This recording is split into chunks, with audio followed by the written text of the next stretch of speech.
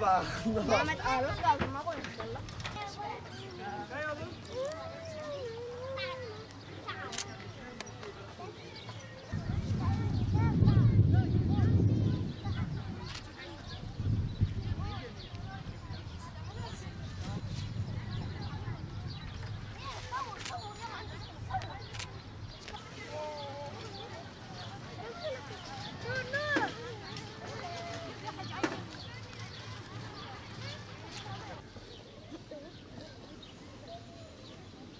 إله طلعي طلعي هون هون هون إله أهلين يا نور تعال تعال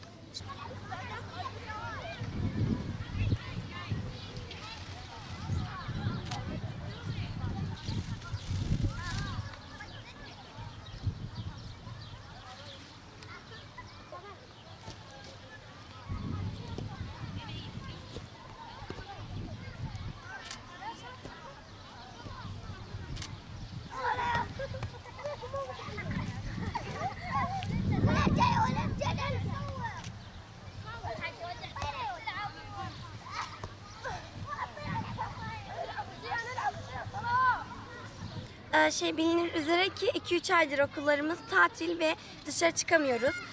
Bu nedenle sağlığımızın korunması lazım. Dünyamıza gelen bu koronavirüs yüzünden sağlığımız çok riskli. Bu yüzden evde kalmamız lazım. Bilinir üzere ki 3 gündür geçen zamanlarda 3 gündür bayramdı. Bu bayramlarımızı evde geçirdik ama akrabalarımızın yanına gitsek daha güzel olacaktı. Dışarı çıkamıyoruz ama bu dışarı çıkamamız bizim aslında geleceğimizi koruyor. Maskemizi her zaman takmamız lazım. Dışarılara çıktığımızda kimsenin yanına fazla bir şekilde yaklaşmamamız lazım. Evde mesela resim yapabilir, oyun oynayabilir, şiir okuyabilir ve nasıl diyeyim yeteneklerimizi geliştirebiliriz. Aslında evde hayat var ama biz bu hayatı sadece dışarıda arıyoruz. Tek hayat sadece dışarıda değil, evde de aslında dışarıdan daha güzel hayatlar yaratabilir, üretebiliriz.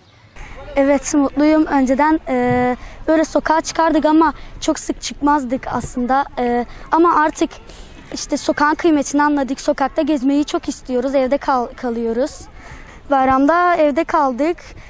İşte el öpemedik ama yani işte birbirimizi yine de görüntülü arayıp konuştuk. Bayramı bu sefer evde geçirdik. Aslında biraz sıkıcı oldu ama önceden ailemizle, akrabalarımızla görüşüyorduk. Bayramı mutlu geçiriyorduk. Ama bu bayramdaysa birazcık ayrı kaldık. Top oynuyorum işte, ailemle yemek yiyorum. Aslında arkadaşlarımla top oynuyorum, birlikte top oynuyoruz. Oturuyoruz, sohbet ediyoruz. Ne zamandır birbirimizi görmüyorduk. Bugün gördük birbirimizi. İşte. Peki virüsün artık bitmesini istiyor musun? Evet, çok sıkıldık. Hava çok güzel. Keşke bayramda da sokağa çıkma yasağı olmasaydı. Çıkardık ne güzel. Orada da, o zaman da güneşte oynardık.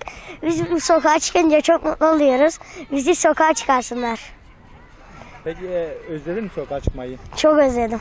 Eskiden çıkıyordum her gün. Top oynuyordum arkadaşlarımla. Şimdi bazı günler çıkıyorum. Her gün oynayınca daha mutlu oluyordum. Şimdi biraz mutlu oluyoruz ama iyi oluyor. Güzel geçti. Aslında bayramda evde kalmayı hiç istemezdim. Dışarıda şeylerimle, akrabalarımla geçirmek isterdim. Ben daha çok bayramda evde kalmayı istemezdim yani. Evet, yani çok sıkıldım. Çarşamba günleri, keşke hep çarşamba günleri olsa da izin sokağa çıkabilsek. Ve bisiklet sürebilsek. Bisiklet sürmeyi çok seviyorum. Her çarşamba yani bisiklet sürmeyi istiyorum. Keşke hiç eve gitmesek. Peki bayram nasıl geçti? İyi. Kardeşlerimle oynadım. Dedemgille oynuyorum. Bazen saklambaç oynuyoruz. Bazen ben o telefonumla oynuyorum aşağı inerken. Bazen de komşumuz arkadaşım var, komşumuz olan oraya gidiyorum, oynuyorum. Sonra geri annemle izin alıyorum. Aşağı iniyorum. Dün aşağı inmiştim. Bizim evimizin önü yıkıldı. Oraya bakmaya gitmiştim. Peki bayramda evde kapalı kalmak nasıl oldu? Yani çok can sıkıcı oldu. Sevmedim ben yani. Keşke anne ben sokağa çıkmak istiyorum. Hep kardeşlerime de diyorum. Keşke hep çarşamba olsa da dışarı çıkabilsek diyorum. Bayramda da evde sıkılıyordu canım. Bayram olduğunda mahalleye çıkmıştık. Bir kere babam da çok az sürdürtmüştü zamanımızı. Evet, sevinçliyim. Her gün çarşamba olsa çok sevinirdim. Bu virüsten dolayı bütün çocuklar dışarı çıkamadığı için, bütün yaşlıların, gençlerin dışarı çıkamadığı için çok üzülüyorum. Sıkıldın mı evde? Evet, çok sıkılıyorum evde. Neden? Çünkü evde oturduğumuz için her zaman. Birazcık kardeşlerimle oyun oynuyorum ama o kardeşlerim bazen nerede oynamak istemiyor. O yüzden de benim de evde canım sıkılıyor.